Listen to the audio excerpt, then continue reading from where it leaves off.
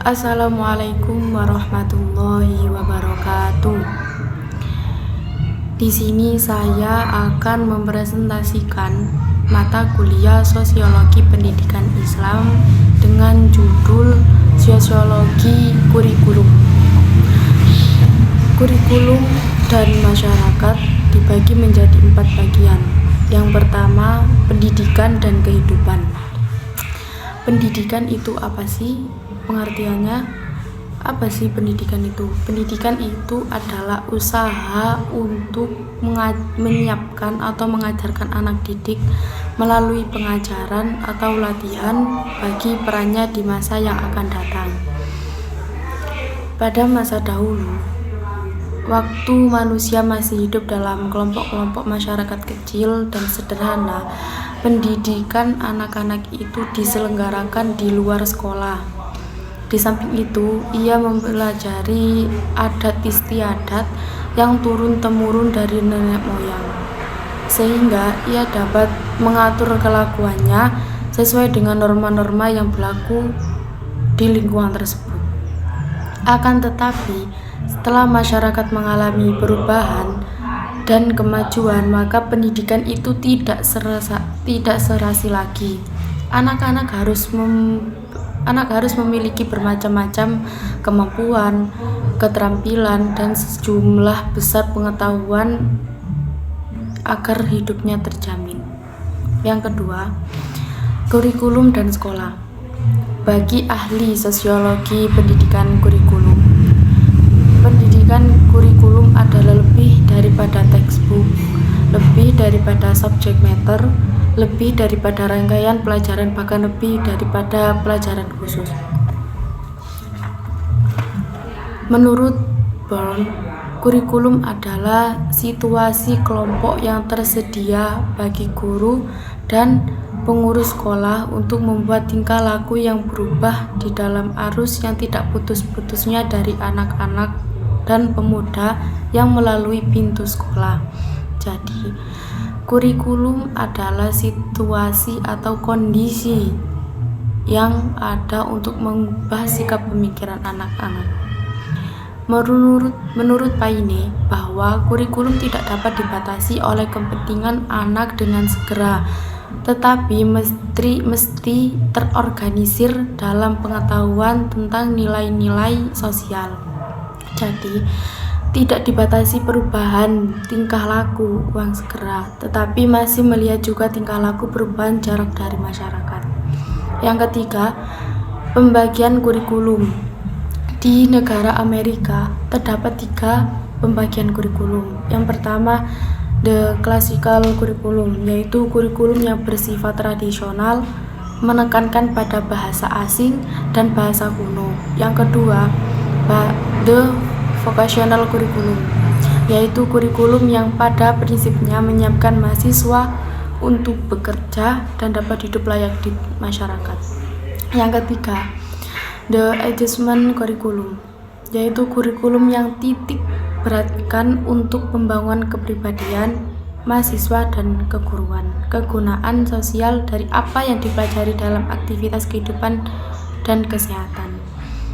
Adapun tujuan untuk pendidikan nasional ialah membimbing warga negara menjadi manusia Pancasila yang berpribadi, berkesaudaraan, ketuhanan, dan mampu membudayakan alam sekitarnya. Yang keempat, yang terakhir, yaitu kurikulum dan masyarakat dinamis. Masyarakat dewasa berubah-ubah dan terus-menerus akan berubah. Masyarakat kita sekarang jauh berlainan daripada masyarakat nenek moyang kita, dan berlainan pula dengan masyarakat yang dihadapi oleh anak cucu kita besok. Intinya, masyarakat selalu dinamis dan senantiasa akan berubah, dan isi kurikulum harus senantiasa berubah sesuai perkembangan zaman. Bentuk kurikulum harus fleksibel, yakni dapat dirubah menurut kebutuhan dan keadaan. Jadi harus elastis, sehingga dapat terbuka kesempatan untuk memberikan bahan pelajaran yang penting yang perlu bagi murid-murid yang saat dan tempat tertentu. B. Sekolah masyarakat.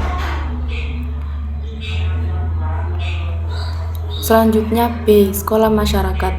Sekolah itu bersifat life-centered, ialah kebutuhan manusia, masalah-masalah dan proses-proses sosial dengan tujuan untuk memperbaiki kehidupan dalam masyarakat.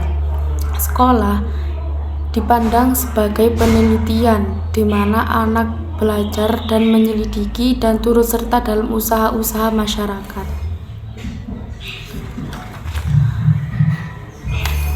Ciri-ciri sekolah masyarakat. Yang pertama, sekolah itu memperbaiki untuk kehidupan setempat.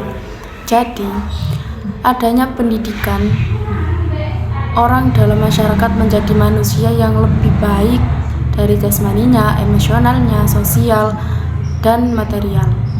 Yang kedua, sekolah itu menggunakan masyarakat laboratorium tempat belajar, yaitu anak-anak tidak dapat di kelas saja, melainkan di luar kelas untuk mengadakan hubungan timbal balik dengan masyarakat. Yang ketiga, gedung sekolah itu menjadi pusat kegiatan masyarakat. Jadi, gedung sekolah bisa digunakan untuk pertemuan, rapat, dan perayaan-perayaan di lingkungan masyarakat. Yang keempat, sekolah itu mendasarkan kurikulum pada proses-proses dan problema-problema kehidupan masyarakat. Yang kelima, sekolah itu mengikut sertakan orang tua dalam urusan-urusan sekolah. Jadi bukan hanya urusan guru saja, tapi tanggung jawab seluruh masyarakat.